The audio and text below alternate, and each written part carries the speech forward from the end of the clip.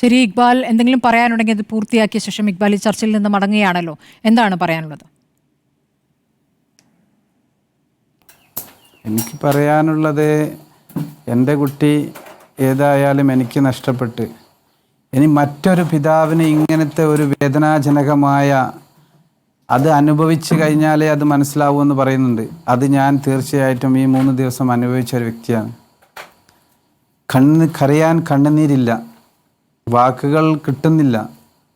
എന്നാലും ഇനി വരാനിരിക്കുന്ന തലമുറയ്ക്ക് എന്നാൽ കഴിയുന്ന ഒരു പ്രചോദനമായിട്ടെന്നെങ്കിലും ഒരു കുട്ടിക്കും ഒരു രക്ഷിതാവിനും ഈ ഒരവസ്ഥ വരാതിരിക്കാൻ ഗവൺമെൻറ്റിൻ്റെ ഭാഗത്തു നിന്ന്, അതായത് നിയമപാലകരുടെ ഭാഗത്തു നിന്ന് കൺതുറന്ന് ഇതിനു വേണ്ടി പ്രവർത്തിക്കണമെന്ന് അപേക്ഷിക്കുകയാണ്.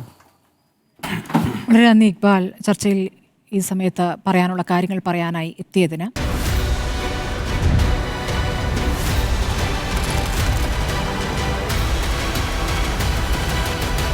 ഡിബേറ്റ് വിത്ത് സ്മൃതി പരുത്തിക്കാട്.